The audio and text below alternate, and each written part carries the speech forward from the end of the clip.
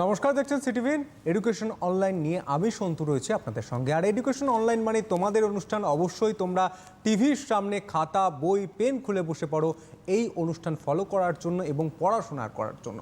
আমরা জানি মার্চ মাস থেকে স্কুল বন্ধ এবং বিভিন্ন পড়াশোনা বন্ধ এবং টিউশনও অনেকেই যেতে পাচ্ছেন না এবং ভার্চুয়াল মাধ্যমে অনেকেই ক্লাস করছেন। কিন্তু সেই ক্লাসের থেকেও এই অনুষ্ঠানে আমরা অডিও ভিজুয়ালভাবে আপনাদের বোঝানোর চেষ্টা করি, তোমাদের বোঝানোর চেষ্টা করি এবং অবশ্যই তোমাদের সেটা কাজে লাগে। এবং প্রথমে শুরুতেই একটা কথা বলে রাখি, যেখানে বুঝতে অসুবিধা হবে আজকে ক্লাসের সেখানেই কিন্তু ফোন করবে, সরাসরি তোমরা ফোন করতে পারো। এবং যদি মনে হয় বুঝতে পারছো কিন্তু পরে আরও একবার দেখার প্রয়োজন রয়েছে, আমাদের যত সামাজিক মাধ্যম রয়েছে ফেসবুক, ইউটিউব, বিভিন্ন জায়গায় তোমরা পেয়ে যাবে এই অনুষ্ঠান এবং সেখান থেকে আরও একবার দেখে নিতে পারো। আমরা আজকে পড়াশোনা করব অ্যাকাউন্টেন্সি দ্বাদশ শ্রেণী অর্থাৎ ক্লাস 12-এর পড়ব রিটায়ারমেন্ট অফ পার্টনারশিপ। এইটা নিয়ে আমরা পড়াশোনা করব এবং যিনি আমাদের পড়াবেন, অর্থাৎ আমিও তো পড়াশোনা করব, আমাকে এবং তোমাদেরকে যিনি পড়াবেন পরিচয় করিয়ে দিই। নরোত্তম দাস দ্য পার্ক ইনস্টিটিউশন থেকে এসেছেন। নমস্কার স্যার। নমস্কার। একটা বিগ ওয়েলকাম। অবশ্যই তাই, আমরা পড়াশোনায় যাব। নমস্কার। আমার যারা জুনিয়র আছো তাদের সবার জন্য শুভকামনা। আশা করি সবাই সুস্থ আছো। আমার পাশে সন্তু আছে, সন্তুকে আমার ধন্যবাদ। আমার পিছনে যে ক্যামেরাম্যান বা টেকনিশিয়ান আছেন সবাইকে আমার ধন্যবাদ, ওনারা খুব আমাকে সহযোগিতা করছেন। আচ্ছা, এর আগে আমার ক্লাস পেয়েছো যারা 12-এর স্টুডেন্ট আছো। এর আগে আমি অ্যাডমিশন করিয়েছি, অ্যাডমিশনের জার্নাল লেজার সবই করিয়েছি। আজ নিশ্চয়ই সন্তুবাবু বলে দিয়েছেন যে আজকে আমরা রিটায়ারমেন্ট নিয়ে শুরু করব। আচ্ছা, রিটায়ারমেন্ট শুরু করার আগে দুটি কথা বলি। সেটা হচ্ছে এই যে অ্যাডমিশন, রিটায়ারমেন্ট এবং এর সঙ্গে আছে ডেথ, এটা আমি আগেই বলে দিয়েছি। এটা একটা ব্লক আছে, এটা হচ্ছে রিকনস্ট্রাকশন অফ পার্টনারশিপ। ঠিক আছে, নিশ্চয়ই তোমরা জানো। এই চ্যাপ্টার থেকে যে কোশ্চেনগুলো আসে 10 মার্কের একটা কোশ্চেন থাকবে বড়, আর একটা থাকবে 6 মার্কের কোশ্চেন। ঠিক আছে, এই কোশ্চেনগুলো অ্যান্সার ওরা হয় অ্যাডমিশন থেকে একটা 10-এ আসবে অথবা রিটায়ারমেন্ট থেকে একটা 10-এ আসবে, এটা মাথায় রাখবে কিন্তু। আর হ্যাঁ, আপনি কিছু বলতে চাইছেন? না না না, একদমই তাই। আচ্ছা, আর অ্যাডমিশন মানে আমরা দেখো এর আগে অ্যাডমিশন ব্যাপারটা বুঝিয়েছি যে অ্যাডমিশন মানে ভর্তি বা পার্টনারশিপ বিজনেসে নতুন কোনো ব্যক্তি মালিক হিসাবে অংশগ্রহণ করলে তাকে আমরা অ্যাডমিশন বলি। তাহলে রিটায়ারমেন্ট মানে কি বলবো? রিটায়ারমেন্ট যাদের বাড়িতে সিনিয়র বাবা কিংবা কাকা কিংবা দাদা বা দাদু এরকম চাকরি করতেন তাদের ক্ষেত্রে কথাটা শুনেছো বা অনেকেই কথাটা জানো। রিটায়ারমেন্ট মানে হচ্ছে অবসর নেওয়া, তাই তো? অবসর নেওয়া এটা একদম আমাদের পরিচিত শব্দ। তাহলে আমাদের পার্টনারশিপ বিজনেসের ক্ষেত্রে রিটায়ারমেন্ট বা অবসর গ্রহণ অর্থাৎ অংশীদারি কারবার থেকে অবসর নেওয়া বলতে কি বোঝো এবং তার অ্যাকাউন্ট বা হিসাব সংক্রান্ত বিষয় আজকে আমরা আলোচনা করব। তাহলে ছোট্ট একটা বিষয়, আমি এই প্রশ্নের মধ্যে যাওয়ার আগে একটা ধারণা যেটা দরকার। অবসর গ্রহণ মানে ব্যবসা থেকে আমি বা মালিক, কোনো একজন মালিক অবসর গ্রহণ করছেন বা ব্যবসা ছেড়ে চলে যাচ্ছেন, এইটা হচ্ছে এর ধারণা। তাহলে এখানে আমরা যে প্রশ্ন আকারে এগোবো, আমাদের সিস্টেমটা জানো তোমরা যারা বাংলা, ইংরাজি বা অন্যান্য সাবজেক্টে ক্লাস করছো কমার্সের, তারা সবাই জেনে গেছো কিভাবে আমাদের এডুকেশন অনলাইন ক্লাসটা হয়। ঠিক আছে, তাহলে আমরা সেই প্রশ্নের আকারে চলে যাব। আমি একদমই প্রথম প্রশ্নে আমরা যাই। আছেন ওনাকে একের পর এক অংশীদারের অবসর গ্রহণ অর্থাৎ রিটায়ারমেন্ট অফ পার্টনার বলতে কি বোঝো, এটা সব থেকে প্রথম প্রশ্ন তোমরা দেখতে পাচ্ছ স্ক্রিনে। এই প্রশ্ন নিয়ে আমরা আলোচনা করব। আচ্ছা, তাহলে প্রশ্নে যাব, উত্তরে যাব।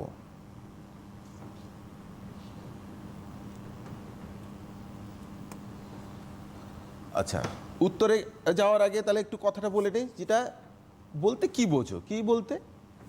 অবসর গ্রহণ বা রিটায়ারমেন্ট। তাহলে ওই কথাটাই যে কোনো কারবারি প্রতিষ্ঠান মানে অংশীদারি কারবার থেকে কোনো একজন অংশীদার কারবার ত্যাগ করলে বা কারবার ছেড়ে চলে গেলে, এবার কারবার ছেড়ে চলে যাবে কি কারণে, তার একটা সঙ্গত কারণ থাকবে। ইচ্ছা হলেও তো চলে যেতে পারবে না। এবং অংশীদারি কারবারটা চলে কি অংশীদারদের মধ্যে বোঝাপড়ার মাধ্যমে বা চুক্তির মাধ্যমে বা তাদের মধ্যে একটা সম্পর্কের মাধ্যমে।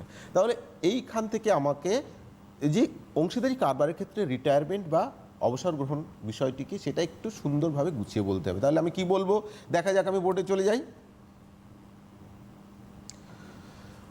তাহলে দেখো তোমরা বোর্ডে পরিষ্কার দেখতে পাচ্ছ, কোনো অংশীদারি কারবারের সকল অংশীদারের সম্মতিক্রমে অংশীদারি চুক্তির বিধান মেনে কোনো একজন অংশীদার কারবার ত্যাগ করলে বা কারবার ছেড়ে দিলে তাকে অংশীদারের অবসর গ্রহণ বা ইংলিশে আমরা বলবো রিটায়ারমেন্ট অফ পার্টনার বলা হয়।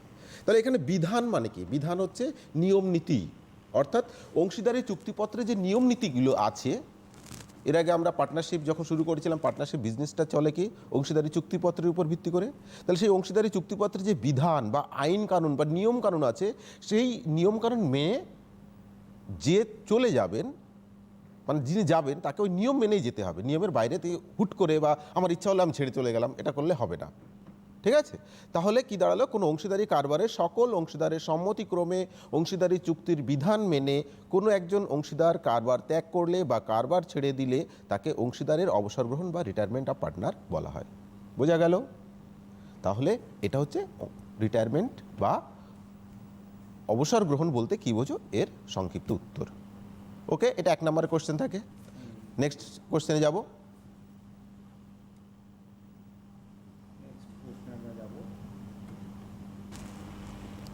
আচ্ছা, নেক্সট প্রশ্ন রয়েছে, কোনো অংশীদারির কারবার থেকে পুরনো কোনো অংশীদার অবসর গ্রহণের কারণগুলি কি কি এবং কি কি কারণ রয়েছে? শুধু শুধু তো অবসর গ্রহণ করেন না, যেমন স্যার বললেন, ঠিক সঙ্গত কতগুলি কারণ থাকে এবং সেই কারণগুলি কি কি?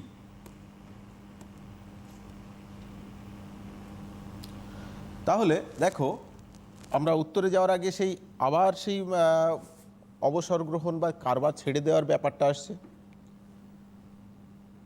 একজন চাকরিতে যারা চাকরিজীবী তিনি চাকরি ছেড়ে দেন কেন, কখন? একটা স্বাভাবিক নিয়ম আছে, তার একটা বয়সের সীমা অতিক্রম করলে, তাই তো? সাধারণত আমরা জানি কি 60 বছর বয়স হয়ে গেলে আইনের একটা বিধান আছে যে 60 বছর বয়স হয়ে গেলে তারপর চাকরি থেকে তাকে অবসর গ্রহণ করতে হয়। অনেক সময় এছাড়াও অনেক কারণে চাকরি থেকে চলে আসে বা চাকরি ছেড়ে দেয়, তাই তো? একটু কমন সেন্স নিয়ে একদম নিজস্ব ধারণা থেকে এসো, দেখবে ব্যাপারটা একদম সহজ, কোনো জটিলতা নেই। আমরা চাকরি থেকে যেমন কোনো একজন অবসর নিচ্ছেন, বা এইখানে আমাদের এই সিটিভিএন চ্যানেলে যারা কর্মচারী আছেন এই কাজ করতে করতে কাজ ছেড়ে চলে যান। আচ্ছা বলো তো, আমাদের সিটিভিএন চ্যানেল থেকে কোনো একজন কর্মী চলে যাচ্ছেন, কি কারণে যেতে পারেন?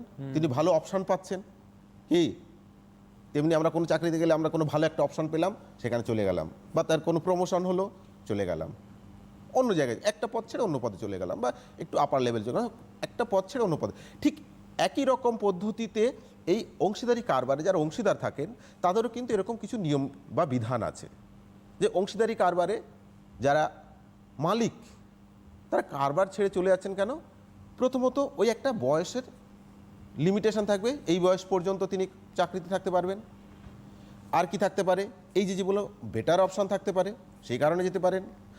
এছাড়াও আরও কিছু আইনের বিষয় আছে এবং এখানে আরও চুক্তির বিষয়, সেগুলো কী কী হতে পারে? দেখো, আইনের বিষয় মানে কি, অংশীদারি কারবারে কি একাধিক মালিক থাকে। কোনো একজন মালিক তার কার্যক্ষমতা, মানে তার কাজ করার ক্ষমতা, অংশীদারি কারবার তো ছোটাছুটি দৌড়াদৌড়ি অনেক কিছু করতে হয়, অনেক সময় দেখা যাচ্ছে বিভিন্ন অ্যাক্সিডেন্টের কারণে বা বিভিন্ন কারণে তার কার্যক্ষমতা লোপ পেয়ে গেল, অর্থাৎ অ্যাক্সিডেন্টে তার একটা অঙ্গ হানি হলো বা মস্তিষ্কের কোনো একটা সমস্যা দেখা দিল, সে কী হচ্ছে, তখন কাজ করতে পারবে না।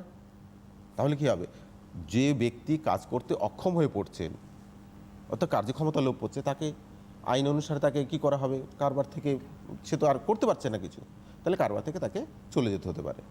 আর কি হয়, অনেক সময় দেখা যাবে যে কারবার করতে, ব্যবসা করতে করতে এমন কিছু মানে বেহিসাবি কাজ করার জন্য তার দেনা দিন দিন বেড়ে যাচ্ছে, দেনা পরিশোধ করতে পারছে না কোনো একজন ব্যক্তি, যে যা ইনকাম করতে তাতে বেশি খরচা হয়ে যাচ্ছে, এরকম করতে করতে অনেক সময় দেখা যায় তার সম্পত্তি থেকে দেনা অনেক বেশি হয়ে যায়, অ্যাসেটস থেকে লাইবিলিটিস অনেক বেশি হয়। তখন সরকার কি করে, তার ওই দায় পরিশোধ করার জন্য তাকে ক্রোক করে নেয় বা দেউলিয়া করে দেয়, তাকে দেউলিয়া করে দিয়ে তার সমস্ত সম্পত্তি সরকার অধিগ্রহণ করে নেয়। এরকম যদি দেউলিয়া হয়ে যায় তাহলেও তাকে ব্যবসা থেকে ছেড়ে যেতে হবে। এছাড়াও আরও কয়েকটা কারণ আমি পরপর এবার স্ক্রিনে চলে যাচ্ছি।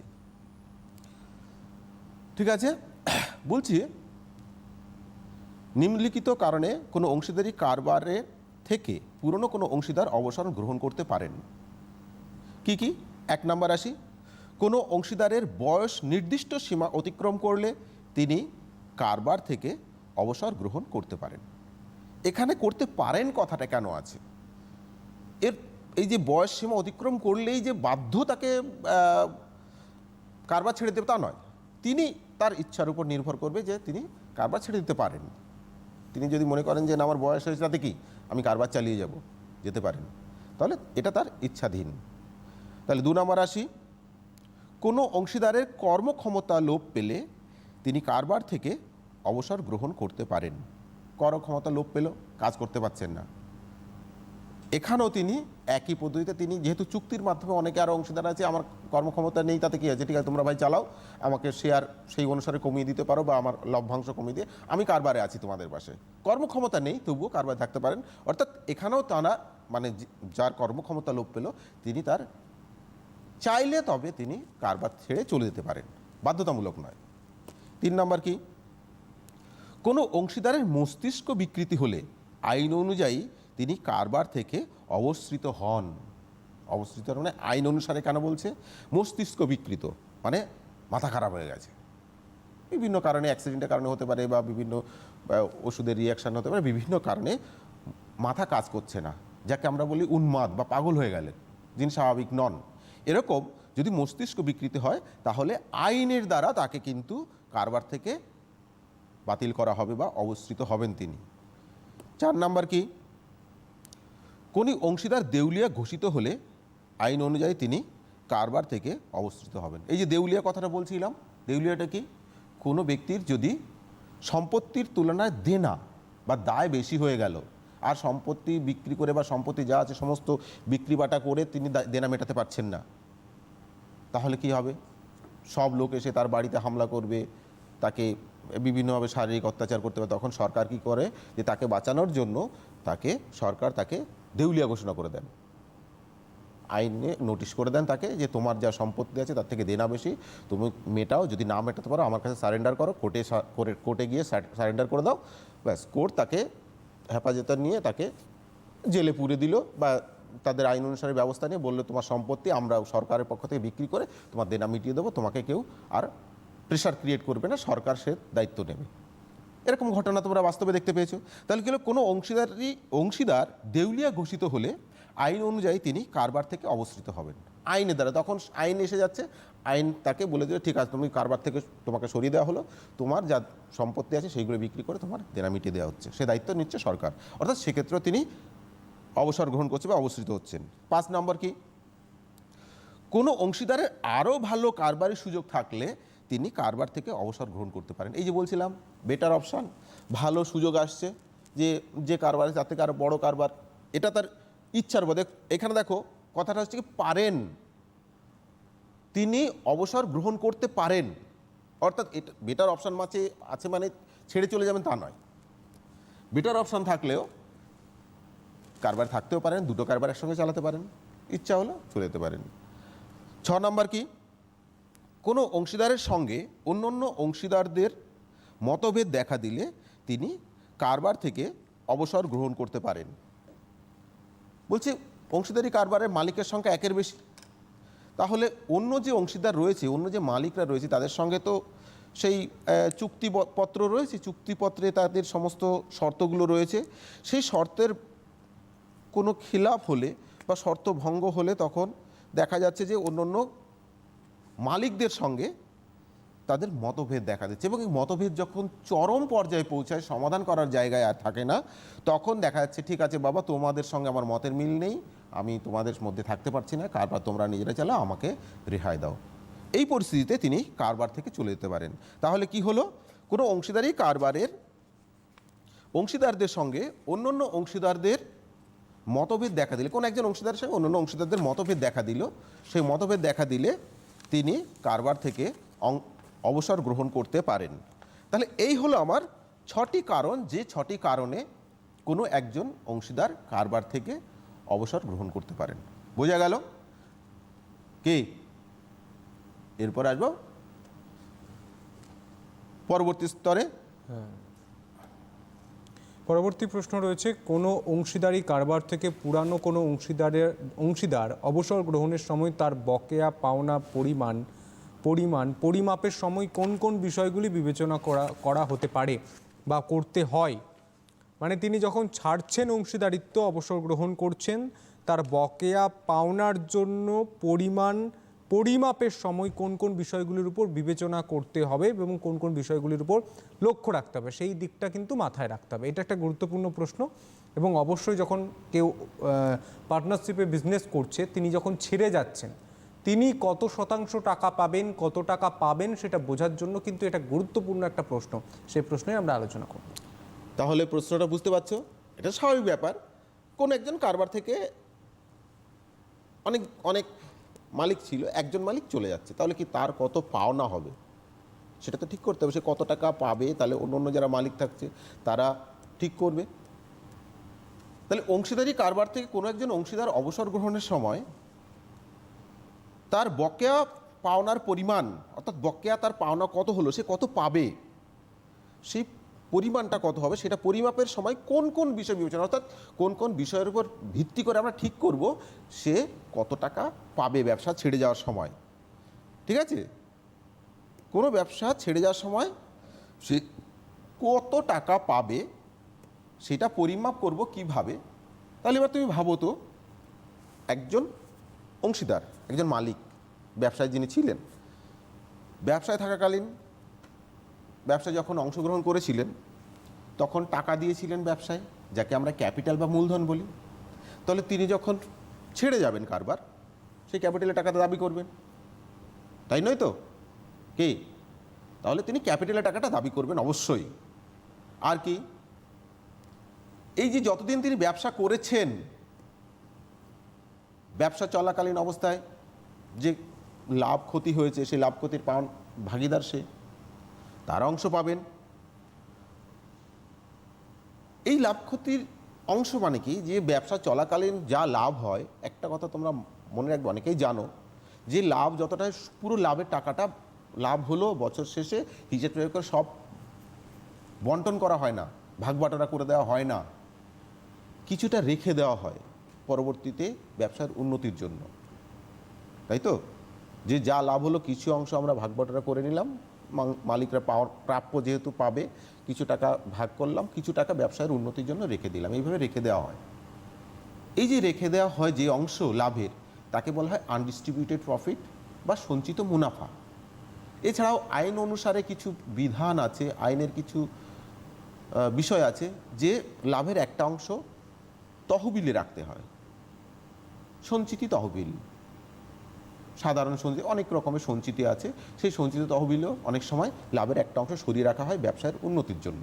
তাই সেই লাভের যে অংশগুলো রয়েছে, যে অবন্টিত মুনাফা বা undistributed profit, reserve, general reserve, others কোনো ফান্ডে যদি এই প্রফিটের টাকা রাখা হয়, সেই প্রফিট টাকা থেকে সে অংশ পাবে চলে যাওয়ার সময়, কারণ সে তো ব্যবসা চালিয়েছিল, সেই ওই আনডিস্ট্রিবিউটেড প্রফিটের যে অংশটা, সেই অর্জনের ভাগিদার সে, তাই তো? তাহলে এই অংশগুলো পাবে, তাহলে মূলধন পাবে, এই অবন্টিত মুনাফার অংশ পাবে। আর কি পাবে? ব্যবসার যদি শ্রীবৃদ্ধি হতে থাকে, শ্রীবৃদ্ধি মানে ব্যবসা ধীরে ধীরে বড় হচ্ছে। কোন একটা ব্যবসা বড় হয় কি করে? ব্যবসায়ের যদি সুনাম থাকে, অর্থাৎ গুডউইল, ব্যবসায় যদি গুডউইল থাকে, সেই গুডউইলের কারণে ব্যবসা ধীরে ধীরে বড় হতে থাকে। এমন কিছু কিছু ব্যবসায়িক প্রতিষ্ঠান আছে দ্রুত গতিতে বাড়ে, তাদের গুডউইলের পরিমাণ অনেক বেশি, তাহলে এই গুডউইলটাও মালিকের কিন্তু প্রাপ্য। এই কারণে এই যে সুনাম, এই সুনামের অংশ সে দাবি করবে বা তাকে সুনামের অংশ দিতে হবে। এরকম আরও অনেক কিছু আছে, সেগুলো আমি পরপর এবার স্ক্রিনে গিয়ে আমরা দেখাবো বা বোর্ডে দেখাবো, ঠিক আছে? আচ্ছা, কোনো অংশীদারি কারবার থেকে পুরনো কোনো অংশীদার অংশগ্রহণ করলে তার বকেয়া পাওনা স্থির করতে নিম্নলিখিত বিষয়গুলি বিবেচনা করতে হয়। কোন কোন বিষয় বিবেচনা করব আগে বলেছি। 1 নম্বর হচ্ছে অবসর গ্রহণকারী অংশীদারের মূলধনে জমা অর্থের পরিমাণ, অর্থাৎ যিনি অবসর গ্রহণ করছেন তার মূলধন মানে ক্যাপিটাল অ্যাকাউন্ট, তার ক্যাপিটাল অ্যাকাউন্টে কত টাকা জমে আছে সেই টাকাটা সে তো পাবে, পুরো টাকাটা পাবে। হলো 2 নাম্বার। কারবারে সঞ্চিত মুনাফা ও সঞ্চিতি তহবিলে জমা অর্থের আনুপাতিক অংশ। এখানে আনুপাতিক অংশ কেন বলা হচ্ছে? কারবারে যে সঞ্চিত মুনাফা অর্থাৎ অ্যাকুমুলেটেড প্রফিট বলা হয় বা আনডিস্ট্রিবিউটেড প্রফিট বলা হয়। সঞ্চিত মানে সঞ্চয় হয়ে রয়েছে যে মুনাফা বন্টন করা হয়নি, সেটা হচ্ছে অ্যাকুমুলেটেড প্রফিট বা আনডিস্ট্রিবিউটেড প্রফিট। এবং সঞ্চিত তহবিল রিজার্ভ ফান্ড, সঞ্চিত হচ্ছে রিজার্ভ আর তহবিল হচ্ছে ফান্ড। এই যে ফান্ডে টাকা রাখা বা অবন্টিত মুনাফা বা আনডিস্ট্রিবিউটেড প্রফিট, এগুলো কি আগে অর্জন হয়েছে? অর্জনের সময় সেই মালিক যিনি রিটায়ার করছেন তিনি তখন ছিলেন, তাহলে সেই অবন্টিত মুনাফা বা জেনারেল রিজার্ভ বা রিজার্ভের পুরো টাকা তো সে পাবে না, কি? কারণ যিনি রিটায়ার করছেন তার সঙ্গে তো আরও অংশীদার ছিল। এই কারণে বলা হচ্ছে কি এর আনুপাতিক অংশ, অর্থাৎ ব্যবসার যত অনুপাত সে পেত বা যত অংশ সে শেয়ার পেত সেই অনুপাতে ওই আনডিস্ট্রিবিউটেড প্রফিট বা সঞ্চিত তহবিল থেকে টাকাটা সে পাবে, পুরো টাকাটা সে পাবে না সঞ্চিত তহবিল থেকে। অর্থাৎ সঞ্চিত তহবিল বা আনডিস্ট্রিবিউটেড প্রফিট যদি থাকে তাহলে তাদের যে লাভ লোকসানের অনুপাত বা প্রফিট শেয়ারিং রেশিও আছে সেই রেশিওতে সবার মধ্যে ভাগ করতে হবে। ভাগ করতে গেলেই তখন যে রিটায়ার করছেন তার অংশ সে পেয়ে যাবে। বোঝা গেল? তাহলে কারবারের সঞ্চিত মুনাফা ও সঞ্চিত তহবিলে জমা অর্থের আনুপাতিক অংশ, এটা গেল 2 নাম্বার। এবার 3 নাম্বারে আসবো। সুনামের পুনর্মূল্যায়নজনিত মুনাফা বা ক্ষতির আনুপাতিক অংশ। এখানে দেখো সুনামের পুনর্মূল্য, সুনামের ইংলিশটা হচ্ছে গুডউইল। পুনরায় মূল্যায়ন করতে হবে। গুডউইল আজকের দিনে অর্থাৎ যেদিন তিনি রিটায়ার করছেন সেই দিনে গুডউইলের মূল্য কত হচ্ছে সেটাকে হচ্ছে পুনর্মূল্যায়ন করতে হবে, অর্থাৎ রিভ্যালুয়েট করতে হবে। এই যে মূল্যায়নের ফলে গুডউইলটা বাড়লো না কমলো, যদি বেড়ে যায় তাহলে গুডউইল বাড়ার ফলে লাভ হলো, যদি গুডউইলের মূল্য কমে যায় কোনো কারণে তাহলে গুডউইল মূল্যায়নের ফলে ক্ষতি হলো। এই যে গুডউইল মূল্যায়নের ফলে যতটা লাভ বা যতটা ক্ষতি হলো সেই লাভ বা ক্ষতির আনুপাতিক অংশ, অর্থাৎ ওই প্রফিট শেয়ারিং রেশিওতে তার যতটা প্রাপ্য সেইটুকুই সে সুনাম থেকে পাবে। এটা গেল আমার 3 নাম্বার। 4 নাম্বার চলে আসি। আচ্ছা, 4 নাম্বারে আসবো সম্পত্তি ও দায়ের পুনর্মূল্যায়নজনিত মুনাফা বা ক্ষতি আনুপাতিক অংশ। বলছে গুডউইলের মতো ব্যবসার সম্পত্তি ও দায় অর্থাৎ অ্যাসেটস এবং লায়াবিলিটিসগুলোকে একই রকমভাবে বর্তমান বাজার দরে মূল্যায়ন করব, ইংলিশে বলে রিভ্যালুয়েট করব। এই রিভ্যালুয়েট করার ফলে যদি দেখা যাচ্ছে আমার প্রফিট বা লাভ হলো, সেই লাভের অংশ আনুপাতিক অংশ সেই প্রফিট শেয়ারিং রেশিওতে, বা যদি ক্ষতি হয়ে যায় সেই ক্ষতিরও আনুপাতিক অংশ সেই রিটায়ার্ড পার্টনার পাবে। 5 নাম্বার চলে আসি। কারবারে সঞ্চিত ক্ষতি ও অলিক সম্পত্তির আনুপাতিক অংশ। এই জিনিসটা একটু আলাদা ধরনের। সঞ্চিত ক্ষতি এবং অলিক সম্পত্তি এটা কি? সঞ্চিত ক্ষতি আমরা এর আগে 2 নাম্বারে যেটা পেয়েছিলাম সেটা হচ্ছে সঞ্চিত মুনাফা সঞ্চিত তহবিল। 2 নাম্বার পয়েন্টে দেখো আছে সঞ্চিত মুনাফা এবং সঞ্চিত তহবিলে জমা অর্থ। আর 5 নম্বর পাচ্ছি কি কারবারে সঞ্চিত ক্ষতি ও অলিক সম্পত্তির আনুপাতিক অংশ। তাহলে সঞ্চিত ক্ষতিটা কি? কোনো ব্যবসা যদি অতীতকালে অর্থাৎ রিটায়ারমেন্টের আগে লাভ যেমন করে কোনো বছর ক্ষতিও তো হতে পারে। এরকম যদি ক্ষতি দিন দিন হতে থাকে অনেক সময় ক্ষতির অংশ, ক্ষতি তো আর কেউ নিয়ে যাবে না ভাগ করে, ক্ষতির অংশ আমাদের ব্যবসায় পড়ে থাকে, সেটা আমাদেরকে ব্যালেন্স শিটের অ্যাসেটস দিকে প্রফিট অ্যান্ড লস অ্যাকাউন্ট বলে দেখিয়ে রাখা থাকে। কি মনে পড়ছে? ব্যবসায়ের যদি লস হয়, লসের যে ব্যালেন্সটা সেই ব্যালেন্সটাকে তো ডিস্ট্রিবিউট করে নেবে না, ক্ষতি কেউ ভাগ করে নেয় না, ক্ষতিটা ব্যবসায় পড়ে থাকে। সেটা কোথায় থাকবে? ক্ষতিটা থাকে ব্যালেন্স শিটের অ্যাসেট দিকে। তার মানে যদি আমার কোনো ব্যালেন্স শিটে অ্যাসেট দিকে প্রফিট অ্যান্ড লস অ্যাকাউন্টের থাকে তাহলে সেটা আমি জানবো অবন্টিত ক্ষতি বা আগেকার কোনো ক্ষতি রয়েছে পড়ে। এই ক্ষতিটা কিন্তু যিনি রিটায়ার করছেন, রিটায়ারমেন্টের দিন যদি এরকম থাকে অবন্টিত ক্ষতি অ্যাসেট দিকে, তাহলে সেটাকে ভাগ করে দিতে হবে। আর কি অলিক সম্পত্তি? অলিক সম্পত্তিটা হচ্ছে প্রিলিমিনারি এক্সপেন্স থাকতে পারে, ডিসকাউন্ট থাকতে পারে, এরকম কিছু ওই ব্যালেন্স শিটে অ্যাসেট দিকে, যাকে আমরা বলি ফিকটিসিয়াস অ্যাসেটস বা অলিক সম্পত্তি। এই অলিক সম্পত্তিগুলোকেও এই রিটায়ারমেন্টের দিক ভাগ করে নিতে হবে, অর্থাৎ সবাইকে ভাগ করে এটাকে এই অলিক সম্পত্তিকারে অবলুপ্ত করতে হবে। এবার আসবো 6 নম্বরে। কোনো হিসাবকাল সমাপ্তির আগেই অবসর গ্রহণ করলে বর্তমান হিসাবকালের আনুমানিক মুনাফা বা ক্ষতির আনুপাতিক অংশ। অর্থাৎ কোনো অংশীদার এমন সময় রিটায়ার করছেন যে বছরের শেষ দিনে নয়, বছরের মাঝামাঝি কোনো একটা দিনে, তাহলে আগের বছরের শেষ দিন থেকে যে তারিখে রিটায়ার করছেন সেই তারিখ পর্যন্ত সময়ে যতটা মুনাফা হবে বা যদি ক্ষতিও হয়, সেই মুনাফা বা ক্ষতি অর্থাৎ আগের অ্যাকাউন্টিং ইয়ারের লাস্ট ডেট থেকে যে তারিখে তিনি রিটায়ার করছেন সেই তারিখ পর্যন্ত সময়ের যে আনুমানিক মুনাফা, এটা আনুমানিক কেন বলা হচ্ছে, এটা প্রকৃতপক্ষে নির্ণয় করা সম্ভব হয় না, এটা অনুমান করে নির্ণয় করা হয় প্রিভিয়াস ইয়ারের অ্যাকাউন্টের উপর সাধারণত, বা এটা মালিকরা নিজেরা সিদ্ধান্ত নিতে পারে যে কীভাবে সেটা নির্ণয় করা হবে। অর্থাৎ আনুমানিক মুনাফা সেখানে বার করা হবে, বা আনুমানিক ক্ষতি যদি হয় সেই আনুমানিক ওই সময়টুকুর জন্য ওই আনুমানিক ক্ষতিটাকে এখানে বন্টন করে। তাহলে এই হচ্ছে আমার 6টা কারণ, যে 6টি কারণ আমাকে বিবেচনা করতে হবে অংশীদারের যে রিটায়ার করবেন তার পাওনা ঠিক করার জন্য। হলো? আচ্ছা, এরপরে আমরা আসবো পরবর্তী স্তরে। যে পরবর্তী স্তরে আসার আগে তোমরা অনেকেই ভাবছো যে স্যার অ্যাকাউন্টেন্সির অঙ্কের দিকে যাচ্ছেন না, তা অঙ্কের দিকে যাবো অবশ্যই। অঙ্কে যাওয়ার আগে আমাদের কয়েকটা বিষয় তো আমাকে মাথায় রাখতে হবে যে কি করে অঙ্কটা করবো, অঙ্কটা ক্লিয়ার। হ্যাঁ, আসুন পরের প্রশ্নে আসি। পরের প্রশ্নে আমরা যাচ্ছি, সুবিধাভোগের অনুপাত বা প্রাপ্তির অনুপাত বা অর্জনের অনুপাত বলতে কি বোঝো? অংশীদার অবসর গ্রহণকালে কোন কোন ক্ষেত্রে এর ব্যবহার করা হয়? 4 নম্বর প্রশ্ন তোমরা স্ক্রিনে দেখতে পাচ্ছ। সুবিধাভোগের অনুপাত বা প্রাপ্তির অনুপাত বা অর্জনের অনুপাত বলতে কি বোঝো?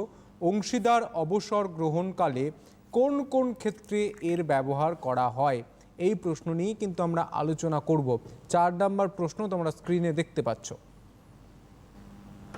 আচ্ছা, স্ক্রিনে প্রশ্নটা দেখেছো যে সুবিধাভোগের অনুপাত বা প্রাপ্তির অনুপাত বা অর্জনের অনুপাত, ইংলিশে বলেছে গেইনিং রেশিও। গেইনিং রেশিও আমরা সাধারণত সচরাচর আমাদের দৈনন্দিন জীবনে আমরা ইংলিশ কিছু কিছু শব্দ ইংরেজিরাই বেশি ব্যবহার করি। এই যে বাংলা এতগুলো শব্দ বললাম, অনেকে হয়তো ভাবছি এই শব্দগুলো কোথা থেকে এলো। এটাই তার বাংলা। গেইনিং রেশিওর বাংলাটা হচ্ছে সুবিধাভোগের অনুপাত বা প্রাপ্তির অনুপাত বা অর্জনের অনুপাত, যে কোনো একটা থাকতে পারে তোমাদের প্রশ্নে। তো গেইন করা, আমরা কি বলি গেইন করেছি, গেইন করেছি কোনো পেয়েছি, লাভ করেছি, তাই তো? আমরা কোনো কিছু গেইন করছি মানে আমরা পাচ্ছি। তাহলে এই যে সুবিধাভোগের অনুপাত বা গেইনিং রেশিও বলতে কি বুঝবো? তাহলে অংশীদারি কারবারে যতজন অংশীদার থাকবে তাদের মধ্যে একটা রেশিও থাকে লাভ লোকসান বন্টনের। বিভিন্ন কারণে কেউ হয়তো পরবর্তী টাকা বেশি দিয়ে দিল, বা কেউ কাজ বেশি করছে, বা বিভিন্ন কারণে এই লাভ লোকসানের অনুপাত পাল্টাতে পারে, চেঞ্জ হতে পারে, প্রফিট শেয়ারিং রেশিও চেঞ্জ হতে পারে। যেমন আমরা আজকে যে বিষয় নিয়ে আলোচনা করছি রিটায়ারমেন্ট চ্যাপ্টার, রিটায়ারমেন্টের সময় কি হচ্ছে, একজন অংশীদার চলে যাবে, বাকি অংশীদাররা থাকবে। তাহলে কি বাকি অংশীদাররা থাকলে তাদের মধ্যে প্রাপ্তি বা তাদের যেটা পেত সেটাও আগের তুলনায় একটু বেড়ে যাবে, বা তারা বেশি বেশি পাবে। এইরকম বিভিন্ন কারণে অংশীদারদের মধ্যে এই যে লাভ লোকসান বন্টনের অনুপাতের পরিবর্তনের ফলে তাদের যদি অনুপাত বৃদ্ধি পায়, লাভের পরিমাণটা যদি বৃদ্ধি পায়, তখন তাকে বলা হচ্ছে এই সুবিধাভোগের অনুপাত, বা আমরা কি বলছি, সুবিধাভোগের অনুপাত বা গেইনিং রেশিও। তাহলে এটা আমরা বোর্ডে চলে আসি। বোর্ডে চলে আসি আমরা সুবিধাভোগের অনুপাত। বোর্ড দেখতে পাচ্ছ, সুবিধাভোগের অনুপাত এটা কাকে বলবো?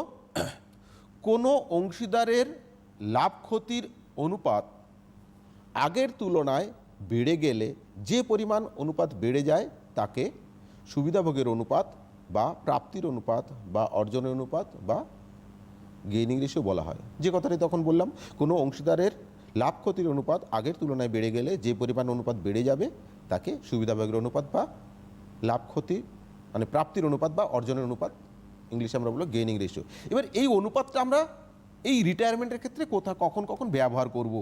তাহলে অংশীদার অবসর গ্রহণকালে যেসব ক্ষেত্রে সুবিধাভোগের অনুপাত ব্যবহার করা হয় সেগুলি কি কি? তাহলে সেগুলি হলো, 1 নাম্বার হচ্ছে অবসর গ্রহণকারী অংশীদারের সুনামে, কি বলছে, যে অংশীদার অবসর গ্রহণ করছে তার যে সুনামের অংশ, শুধুমাত্র সেই অংশটাই যদি আমি অবশিষ্ট অংশীদার অর্থাৎ যারা রয়ে যাচ্ছে তাদের মধ্যে আমি মিলকরণ করি। ব্যবসায় কিছু নিয়ম নীতি আছে যে গুডউইলের মূল্য অর্থাৎ সুনামের মূল্যটাকে বাজারে মূল্যায়ন করার পরে তাদের হিসাব খাতায় দেখায় না। তারা কি করে, যতটুকু পাবে সেইটুকু হিসাব করে রাখে, গুডউইল আছে থাক আমার ব্যবসায়, সে যে রিটায়ার করছে তার যতটা অংশ প্রাপ্য, শুধু সেই অংশটাকে আমরা হিসাবের খাতায় হিসাব নিকাশ করে আমরা নিজেদের মূলধন অর্থাৎ ক্যাপিটাল অ্যাকাউন্টের মাধ্যমে সেটাকে অ্যাডজাস্ট করে রাখি। এইরকম ক্ষেত্রে অর্থাৎ রিটায়ারিং পার্টনারের সুনামের অংশ গুডউইলের পার্টটা যদি আমরা অবশিষ্ট অর্থাৎ এক্সিস্টিং পার্টনার যারা রয়ে যাচ্ছে তাদের মধ্যে ক্যাপিটাল অ্যাকাউন্টের মধ্যে যদি আমি অ্যাডজাস্ট করি, তখন এই গেইনিং রেশিওটা আমাদের কাজে লাগে। এটা হলো 1 নাম্বার। 2 নাম্বার কি আছে? সম্পত্তি ও দায়ের পুনর্মূল্যায়ন হিসাবের মধ্যে না দেখিয়ে অবশিষ্ট অংশীদারগণের মূলধনের হিসাবে মিলকরণের জন্য। এটা কীরকম বিষয়? যে আমাদের অ্যাসেটস লায়াবিলিটিস তো রিভ্যালুয়েট করতে হয়, রিভ্যালুয়েশন এখন করতে হয়, করে বাজার দরে দেখাতে হয় আইন অনুসারে, যে যখন কোনো অংশীদার রিটায়ার করছে, রিটায়ার করার সময় সম্পত্তি এবং দায়গুলো অ্যাসেটস এবং লায়াবিলিটিসগুলো বাজার মূল্য কত, সেটা সম্পত্তির মূল্য বাড়লো না কমলো, অ্যাসেট লায়াবিলিটিস মূল্য বাড়লো না কমলো, সেটা দেখাতে হবে। এই দেখিয়ে তাহলে কি নতুন বাজার দরে দেখানোর কথা, অর্থাৎ বর্তমান বাজার দরে দেখানোর কথা? অংশীদাররা ঠিক করতে পারে বর্তমান বাজার দর যাই থাকুক, আমাদের হিসাবের খাতায় যা রয়েছে সেইটাই আমরা দেখাবো। তাহলে কি হলো, আমরা হিসাব করে দেখছি বর্তমান বাজার দামে হিসাব করলে আমাদের ব্যবসায় লাভ হচ্ছে। আবার অংশীদাররা নিজেরা ঠিক করলো যে আমরা বর্তমান বাজার দরে দেখাবো না, আমাদের খাতায় যা আছে তাই থাকবে।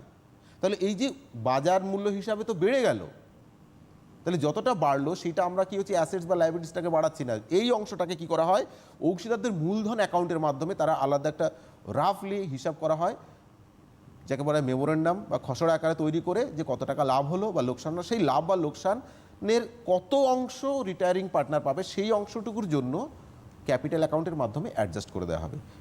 এইরকম ক্ষেত্রে অর্থাৎ পুনর্মূল্যায়নের ফলে যে লাভ বা ক্ষতি, এটা আমি হিসাবের খাতায় না দেখেই পুনর্মূল্যায়ন সংক্রান্ত হিসাব নিকাশ ক্যাপিটাল অ্যাকাউন্টের মধ্যে অ্যাডজাস্ট করার সময় এই গেইনিং রেশিও বা সুবিধাভাগের অনুপাত ব্যবহার করা হয়।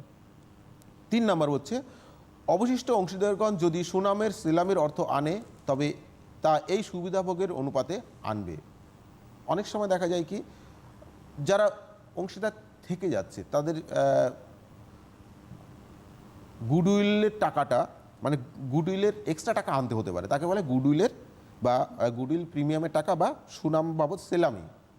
অনেক সময় এটা আনতে হতে পারে, এটা আমাদের 12-এর ক্ষেত্রে খুব একটা আসে না, তবে এটা বাস্তব ক্ষেত্রে হতে পারে কি, যে অবশিষ্ট অংশীদার যদি সুনামের সেলামির অর্থ আনে তবে তা এই সুবিধাভোগের অনুপাতে আনবে।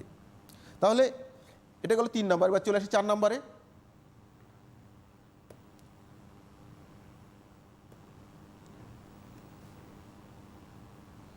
আচ্ছা, পরের প্রশ্নে যাব। এবার আমরা যাব পরের প্রশ্নে।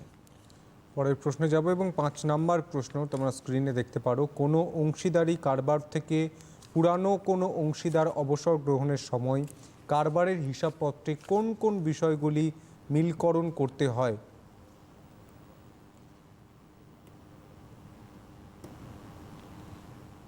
চলে আসি আমরা 5 নাম্বার কোশ্চেন। 5 নাম্বার কোন ছিল কি, যে আমরা কোনো অংশীদারি কারবার কোন কোন থেকে পুরানো বিষয়গুলি মিলকরণ করতে হয়। মিলকরণ মানে আমাদের হিসাবের খাতায় আমরা কি কি দেখাবো, কোন কোন বিষয় সংক্রান্ত আমাদের হিসাব করতে হবে, কোন কোন বিষয়ে রিটায়ারমেন্টের সময় কোন কোন বিষয় নিয়ে আমাদের হিসাব করতে হবে, সেগুলো সরাসরি আমরা স্ক্রিনে চলে যাই।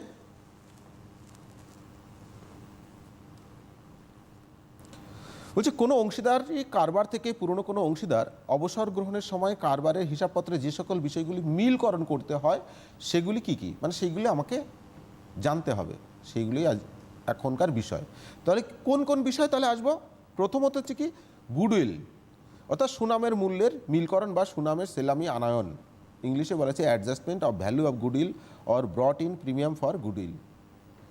যে গুডউইলটা ব্যবসায় যদি সৃষ্টি হয় থাকে, অর্থাৎ সুনাম যদি ব্যবসার মধ্যে তৈরি হয়ে যায়, মালিকদের সুনাম থাকে, সেই সুনামটাকে অ্যাডজাস্ট করতে হয় বা সুনাম বাবদ পুরনো অংশীদারদের টাকা এনে দেখাতে হয়, মানে এক্সিস্টিং পার্টনারদের যারা পার্টনার থেকে যাচ্ছে।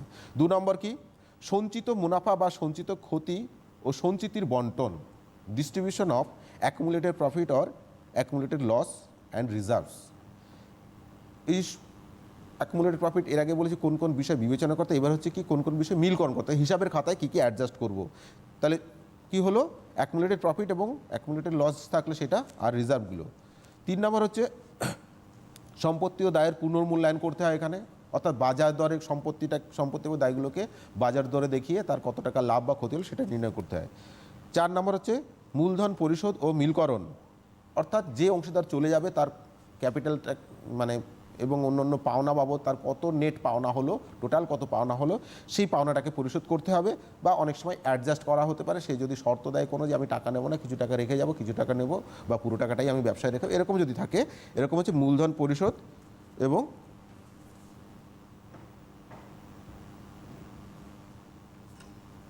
মিলকরণ। তাহলে কি হচ্ছে মূলধন পরিশোধ ও মিলকরণ, এটা আমাকে অর্থাৎ পেমেন্ট করতে হবে, ক্যাপিটাল পেমেন্ট করতে হবে বা অ্যাডজাস্ট করতে হবে। তাহলে এই গেল 4টি বিষয়, যে বিষয়গুলো আমাকে হিসাবের খাতায় দেখাতে হবে। অর্থাৎ কোনো পার্টনার রিটায়ার করলে রিটায়ারমেন্টের সময় তাকে এই বিষয়গুলো হিসাবের খাতায় দেখাতে হবে। এটা হলো 5 নম্বর কোশ্চেন। ওকে, এবার পরের প্রশ্নে চলে যাব। একদমই তাই, আমরা পরের প্রশ্নে যাব।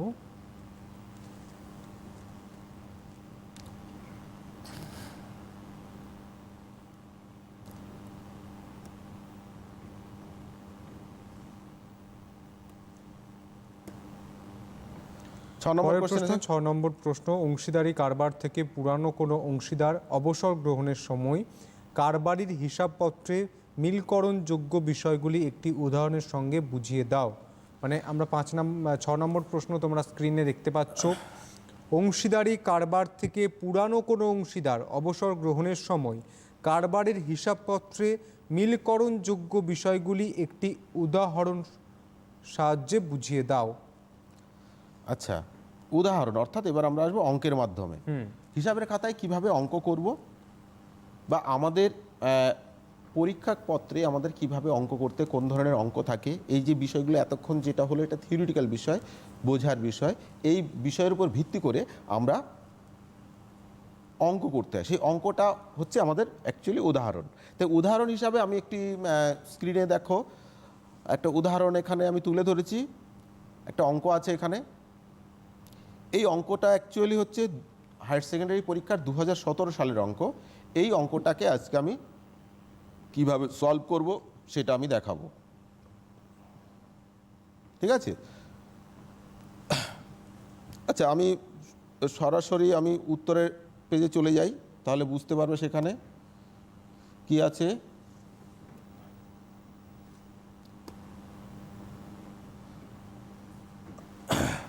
উদাহরণ হিসাবে নিচ্ছি 2017 সালের কোশ্চেন নাম্বার 6। দেখো এই কোশ্চেন নাম্বার 6-এ কী আছে, এখানে একটু জুম করতে হবে। টেকনিশিয়ান যিনি আছেন ওনাকে বলবো একটু জুম করতে, এটা স্লাইড আছে, আর একটু উপরে তুলতে হবে।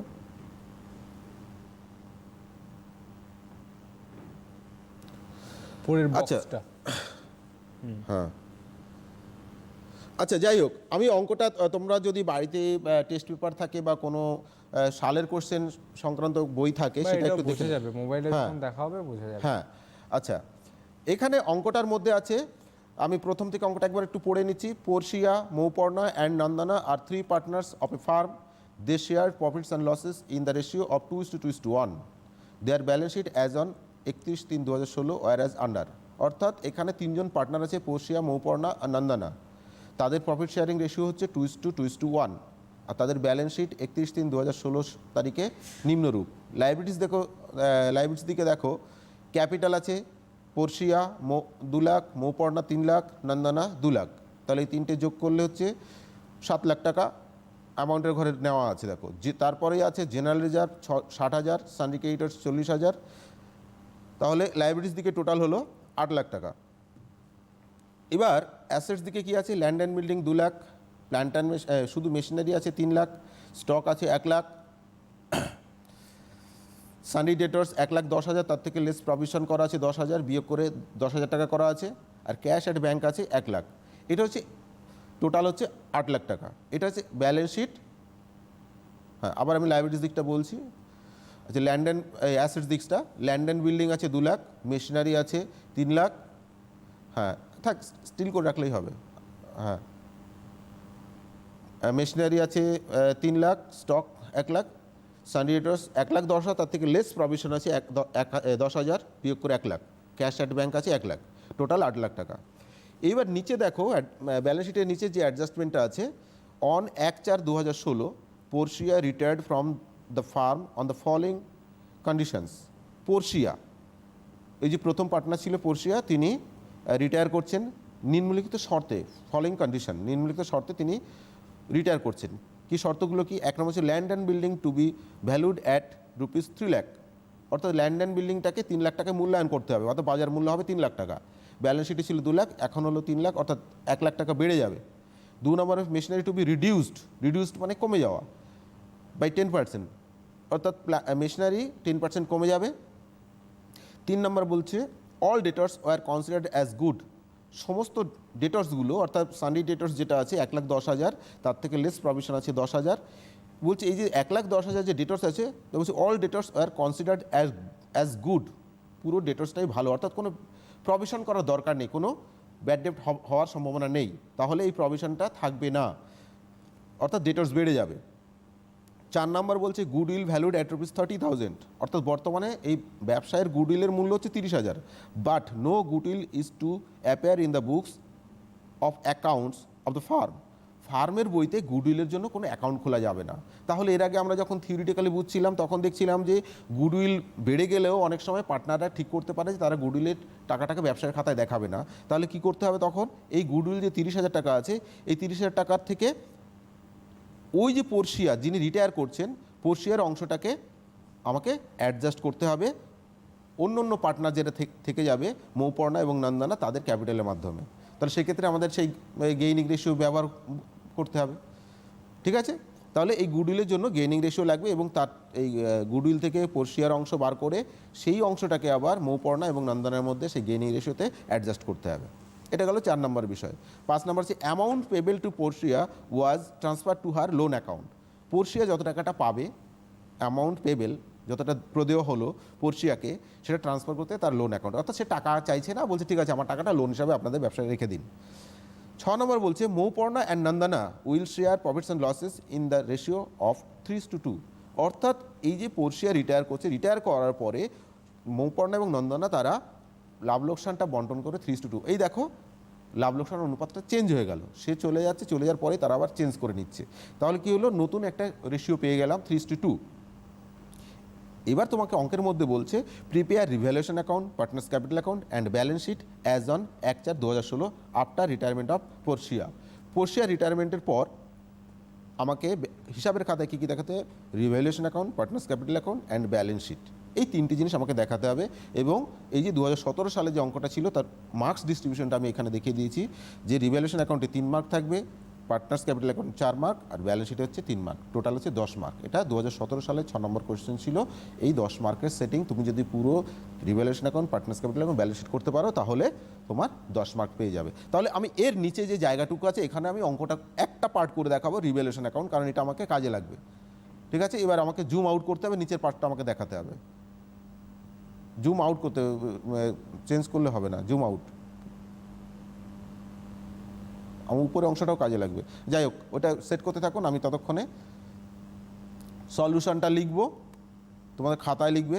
আর হেডিংটা লিখতে হবে in the books of a partnership firm of Portia, Mouparna and Nandana. আর এই যে অ্যাকাউন্টটা করব, 1 নম্বরে ছিল যেটা প্রথম রিভ্যালুয়েশন অ্যাকাউন্ট, তো রিভ্যালুয়েশন অ্যাকাউন্টে ছক করতে হবে।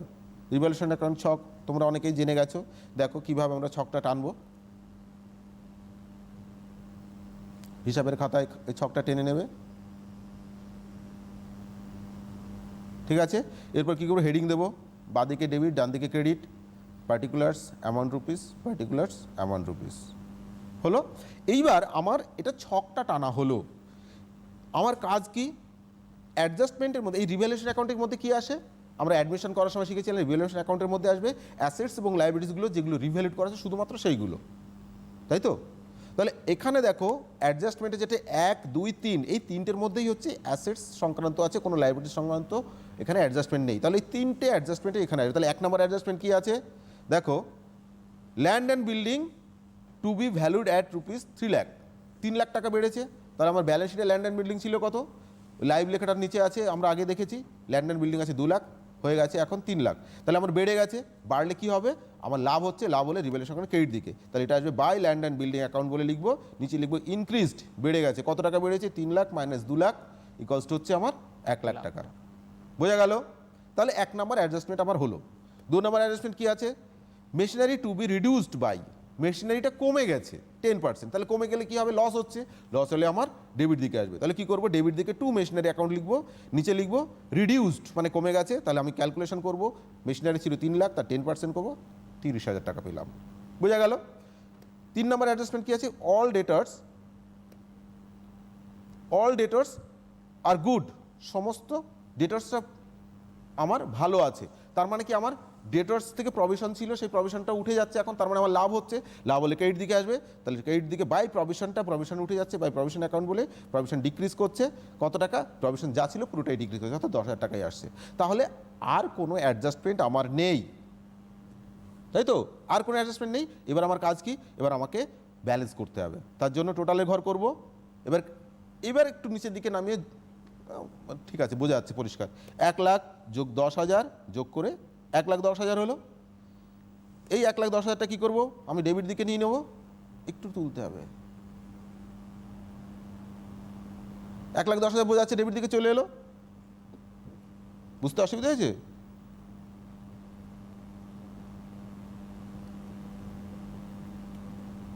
দেখো এই ক্রেডিট দিকে আমার বেরিয়েছিল, কি করেছিলাম, 1,10,000 যোগ করে 1,10,000 নামিয়েছিলাম, এই 1,10,000 টাকা আমরা ডেবিট দিকে নিয়ে আসবো, এই 1,10,000 টাকা থেকে কী করবো, 30,000 টাকা বিয়োগ দেবো, বিয়োগফল হচ্ছে 80,000 টাকা, তাই তো। তাহলে 80,000 টাকা আমার কী হলো, লাভ হয়ে গেল, কারণ ক্রেডিট দিকটা লাভ ছিল, তাহলে লাভ হলো আমার 80,000। তাহলে 80,000 টাকাটাকে আমাকে কী করতে হবে, সমস্ত পার্টনারদের মধ্যে ভাগ করতে হবে। তাহলে 80,000 টাকাকে আমরা কী করবো, পার্টনার্স ক্যাপিটাল অ্যাকাউন্ট লিখে পড়শিয়া পাবে 80,000-এর 2/5 অংশ, তার রেশিও ছিল কত, 2:1, তাহলে পড়শিয়া পাচ্ছে 2/5, মৌপর্ণা পাচ্ছে 2/5 আর নন্দনা পাচ্ছে 1/5। তাহলে 80,000-এ 2/5 করলে 32,000 দুজন পেলো, আর 1/5 করলে নন্দনা পাচ্ছে 16,000। তাহলে এটা আমার রিভ্যালুয়েশন অ্যাকাউন্ট কমপ্লিট হয়ে গেল। বোঝা গেল রিভ্যালুয়েশন অ্যাকাউন্ট? আশা করি বুঝতে পেরেছো কিছুটা। এবার আমি যাব 2 নম্বরে কি আছে, পার্টনার্স ক্যাপিটাল অ্যাকাউন্ট। এবার চলে যাই পার্টনার্স ক্যাপিটাল অ্যাকাউন্টে, বোর্ডে একটু নামাতে হবে, হেডিংটা এসে গেছে কিন্তু স্ক্রিনে, পার্টনার্স ক্যাপিটাল অ্যাকাউন্ট, আচ্ছা যাই হোক, পার্টনার্স ক্যাপিটাল অ্যাকাউন্ট আমি ছক করব, উপরে হেডিংটা আছে, স্ক্রিনে একটুখানি নামাতে হবে, গুড, আর নয় হয়ে যাবে এইটুকুর মধ্যে, আর নিচেও কিন্তু আমার পরবর্তীতে লাগবে, আবার নিচের পার্টে ক্যালকুলেশন আছে। তাহলে দেখো এখানে আমার 3 জন পার্টনার আছে, যার ফলে আমার কি হচ্ছে, টাকার ঘর 3টে হচ্ছে। হেডিংটা লিখলেই বুঝে যাবে, ডেবিট ক্রেডিট দিয়ে দেবো, তারপর কি হবে, ডেট পার্টিকুলার্স, এটা হচ্ছে জেএফ। এইবার এই টাকার ঘরগুলোতে পার্টনারদের নাম লিখতে হচ্ছে, পড়শিয়া, মৌপর্ণা আর নন্দনা, আবার ক্রেডিট দিকে ডেট পার্টিকুলার্স, জেএফ, পড়শিয়া, মৌপর্ণা আর নন্দনা হলো। এইবার আমাকে কি করতে হবে, প্রথম আমাকে ক্যাপিটালের ব্যালেন্স শিট থেকে ক্যাপিটালের ব্যালেন্সটা আনতে হবে। তাহলে ক্রেডিট দিকে লিখবো বাই ব্যালেন্স বিডি বলে, প্রথম পড়শিয়া টাকাটা দেখো ব্যালেন্স শিটে লাইবিলিটিস দিকে ছিল 2 লাখ টাকা, অঙ্ক বইটা খুললে পেয়ে যাবে, প্রশ্নটা যেখানে আছে 2 লাখ টাকা নেব, আর মৌপর্ণা ছিল 3 লাখ টাকা আর নন্দনা ছিল 2 লাখ টাকা। তাহলে সে আমরা লাইবিলিটিস থেকে নিয়ে এলাম।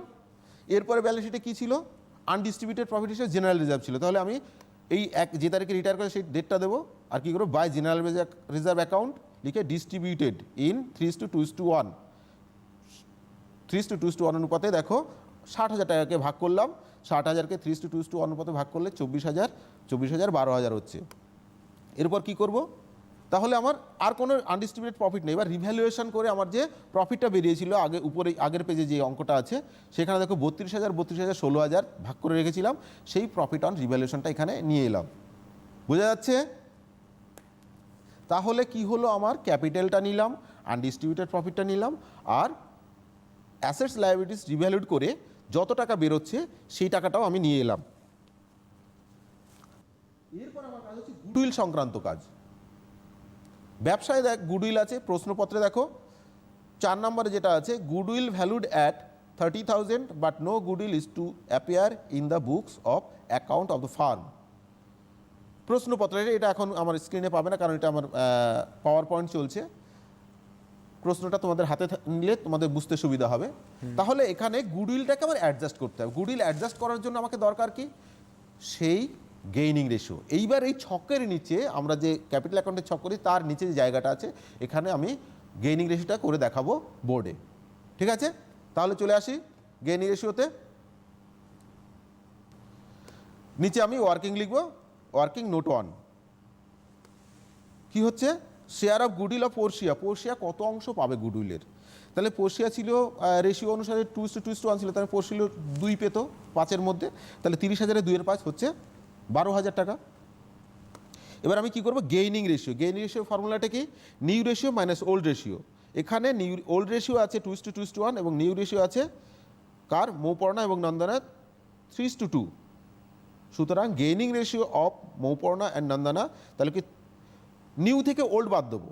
নিউ কত হচ্ছে, আমাদের 4th লাইনের নিউতে আছে new ratio of Mouparna and Nandana 3:2, তাহলে 3-এর 5 হচ্ছে মৌপর্ণা আর 2-এর 5 হচ্ছে নন্দনা। তাহলে আমি বাদ দেবো 3-এর 5 থেকে বাদ দেবো ওল্ড রেশিও আছে 2-এর 5, তাই 3-এর 5 minus 2-এর 5 is to নন্দনার new ratio কত, 2-এর 5, তাহলে নন্দনার ক্ষেত্রে 2-এর 5 থেকে বাদ দেবো, নন্দনার ওল্ড রেশিও হচ্ছে 1-এর 5, তাহলে 2-এর 5 মাইনাস 1-এর 5 করে এটাকে ক্যালকুলেশন করবে। তোমরা যেমন ছোটোবেলায় ভগ্নাংশের যোগ বিয়োগ করেছো, সে বিয়োগের অঙ্ক এটা বিয়োগ করে দেখবে 1/5 ইস টু 1/5, অর্থাৎ 1:1 হচ্ছে, ইকুয়াল হয়ে যাচ্ছে। অর্থাৎ গেইনিং রেশিও তাদের হয়ে গেল মৌপর্ণা এবং নন্দনা ইকুয়াল হয়ে গেল। এইবার তাহলে যে গুডউইলের শেয়ার, পোর্শিয়ার যে গুডউইলের শেয়ার ছিল 12,000 টাকা, 30,000 টাকা থেকে 2-এর 5 করে 12,000 পেয়েছিলাম, সেই 12,000 টাকাকে এবার আমাকে মৌপর্ণা এবং নন্দনার মধ্যে ভাগ করতে হবে। তাহলে ভাগ করব আমি গুডউইলটাকে, তাহলে the amount of goodwill adjusted with Mouparna's capital account. মৌপর্ণার ক্যাপিটালের সঙ্গে কত টাকা অ্যাডজাস্ট করবো, তাহলে 12,000 ইন্টু 1:1 বেরিয়েছে গেইনিং রেশিও, তাহলে 1/2 সেটা হচ্ছে 6,000।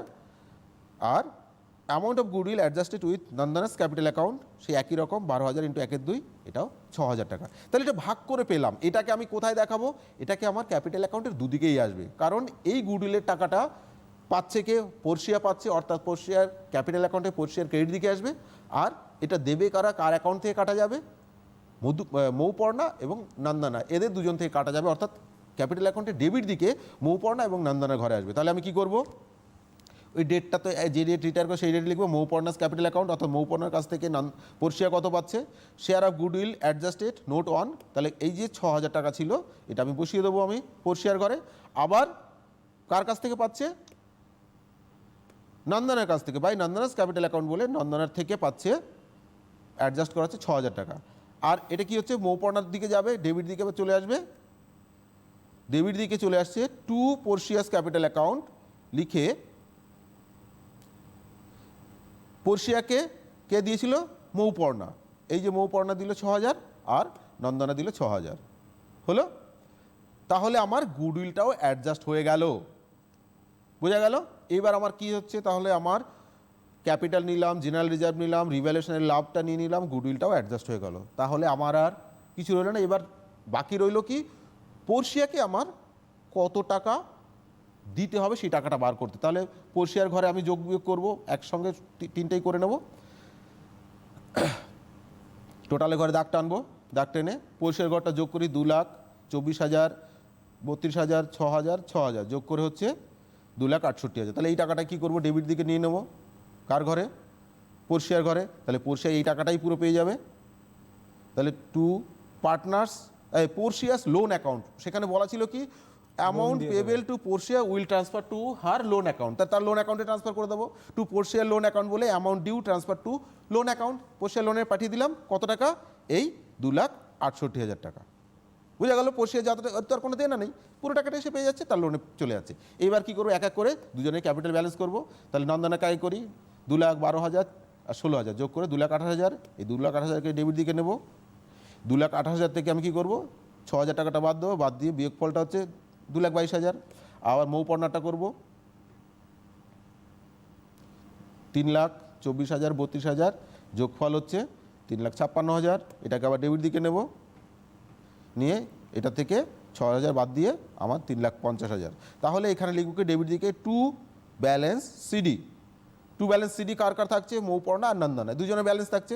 এই ব্যালেন্সটাকে সিডিটাকে এবার বিডি করতে হবে, তো উল্টো দিকে আমার নিয়ে আসতে হবে, অর্থাৎ ডেবিটে আছে ক্রেডিটে আনতে হবে, ডেটের ঘরে ডেট বসাবে, একই ডেটে চলে যাবে। তাহলে ওই টু ব্যালেন্সটা এখানে চলে আসবে বাই ব্যালেন্স বিডি, ওর দিকে সিডি ছিল, নিচে চলে এলো বিডি বলে। তাহলে 4,000 টাকাগুলো আমি নিয়ে আসবো, 3,50,000 আর 2,22,000 চলে এলো, ব্যালেন্স সিডি বিডি হয়ে গেল, আমার ক্যাপিটাল অ্যাকাউন্ট কমপ্লিট হলো। এরপরে আসবো কি, আমার ব্যালেন্স শিটে আসবো। চলে আসি ব্যালেন্স শিটে, বোর্ডে ব্যালেন্স শিট, তার নিচে লিখবো অ্যাজ অন 1/4/16, 1/4/16-তে রিটায়ার করেছে। ব্যালেন্স শিটে চক করবো, ব্যালেন্স শিট দুটো টাকার ঘরে আমরা জানি হলো। হেডিং লিখবো liabilities amount rupees, assets amount rupees. তাহলে এবার কী করবো, ব্যালেন্স শিটের লাইবিলিটিস দিক থেকে শুরু করি। ক্যাপিটাল অ্যাকাউন্টে কোনটা আসবে? তাহলে ক্যাপিটাল অ্যাকাউন্ট থাকছে কে কে? মৌপর্ণা আর নন্দনা থাকছে, তাই তো? তাহলে মৌপর্ণা থাকছে, মৌপর্ণার ওই যে ক্যাপিটালের সিডি বিডি ব্যালেন্সটা এখানে আনতে হবে। বিডি ব্যালেন্স ছিল 3,50,000, যে ক্যাপিটাল অ্যাকাউন্টে লাস্টে বিডি করলাম, মৌপর্ণার ঘরে 3,50,000 ছিল, এটা নিয়ে এলাম। আর কি আছে? নন্দনা 2,22,000, এই দুজনেই ক্যাপিটাল থাকছে, কারণ পড়শিয়াতে রিটায়ার করে গেছে। তাহলে এই দুটো টাকা যোগ করব, যোগফলটাকে আমরা কত হচ্ছে? 5,72,000। আর কি আছে লাইবিলিটিস দিকে? জেনারেল রিজার্ভটা আমি ডিস্ট্রিবিউট করে দিয়েছি, তাহলে রয়ে গেল কি? সানডি ক্রেডিটর্স। আচ্ছা, পড়শিয়ার লোনটা, পড়শিয়ার টাকাটা তো নিয়ে যায়নি, পড়শিয়ার লোন হিসাবে রয়ে গেছে। তাহলে পড়শিয়ার লোন কত? লোনের সেটা কোথায় ছিল? ক্যাপিটাল অ্যাকাউন্টে ডেবিট দিকে যে to loan account, Portia's loan account বলে লিখে রেখেছিলাম 2,68,000, সেই টাকাটা আমি নিলাম, বুঝে গেল? এবার ব্যালেন্স শিটে যা ছিল ক্রেডিটর্স ছিল, কারণ জেনারেল রিজার্ভটা ডিস্ট্রিবিউট করে দিয়েছি। তাহলে ক্রেডিটর্সে কত টাকা ছিল? ওটা কোনো চেঞ্জ হয়নি, 40,000 ছিল, 40,000 বসিয়ে দিলাম। তাহলে এটা হয়ে গেল আমার ডেবিট অ্যাসেট লাইবিলিটিস দিকে। এবার অ্যাসেট দিকে চলে আসি। ল্যান্ড অ্যান্ড বিল্ডিং কত ছিল? ল্যান্ড অ্যান্ড বিল্ডিংয়ে ছিল 2,00,000 টাকা। ব্যালেন্স শিট অ্যাসেটে ছিল একদম প্রশ্নের মধ্যে। তার সঙ্গে কিছু অ্যাড ইনক্রিজ করেছে, কত? 1,00,000 টাকা ইনক্রিজ করেছে, এটা রিভ্যালুয়েশন অ্যাকাউন্টে নিয়েছি, নিয়ে এই দুটো যোগ করব, যোগ করে কত হচ্ছে? 3,00,000 টাকা। এরপর কি আছে? মেশিনারি কত আছে? 3,00,000 টাকা, এটা রিডিউস করেছে, লেস রিডিউস লিখবো 10%, তো 10% করে কত হচ্ছে? 30,000 টাকা। তাহলে 3,00,000 থেকে 30,000 বাদ দেবো, বাদ দিয়ে 2,70,000 টাকা হলো। আর কি আছে? স্টক ইন ট্রেড, দেখো ব্যালেন্স শিটে স্টক ইন ট্রেড আছে, কোনো চেঞ্জ হয়নি, 1,00,000 টাকা পুরো বসিয়ে দেবো। তো সানডি ডেটর্স কী হয়েছিল? সানডি ডেটর্স থেকে প্রভিশনটা ছিল আগের প্রশ্নের মধ্যে, কিন্তু এখন প্রভিশন থাকছে না, ওই জন্য সানডি ডেটর্স লিখে পুরো টাকাটা আমার আউটওয়ার কলমে বসে যাচ্ছে, কারণ এর থেকে প্রভিশন আর নেই। প্রভিশনটা বলে দিয়েছে যে ওরা ঠিক করেছে, কোনো পুরো ডেটর্সটাই গুড হলো। এর পাশে ক্যাশ অ্যাট ব্যাঙ্ক যা ছিল বসিয়ে দেবো 1,00,000 টাকা। এবার কি করব? যোগ করি 3,00,000, 2,70,000, 1,00,000, 1,10,000, 1,00,000, যোগফলটা কত হচ্ছে? 8,80,000। ক্যালকুলেটর করে নাও, এই তো। আবার লাইবিলিটিস দিক 5,72,000, 2,68,000, 40,000, যোগফল হচ্ছে 8,80,000। তাহলে কি হলো? ব্যালেন্স শিটে আমার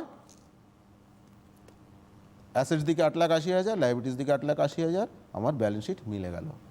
তাহলে আমার 3টে part, revaluation account, partners capital account, balance sheet, 3টে মিলে গেল। আশা করি 3টে পার্টই বুঝতে পেরেছো। তাহলে এই যদি আমি 3টে পার্টের অঙ্ক করতে পারি, এবং সময় সব থেকে মূল্যবান, আজকে আমাদের প্রায় সময় শেষ, আমাদের এখানেই অনুষ্ঠান শেষ করতে হচ্ছে। স্যারকে অসংখ্য ধন্যবাদ, এবং টিভির ওপরে যারা বসেছিল তাদেরকে অসংখ্য ধন্যবাদ। ভালো থাকো, সুস্থ থাকো, নমস্কার।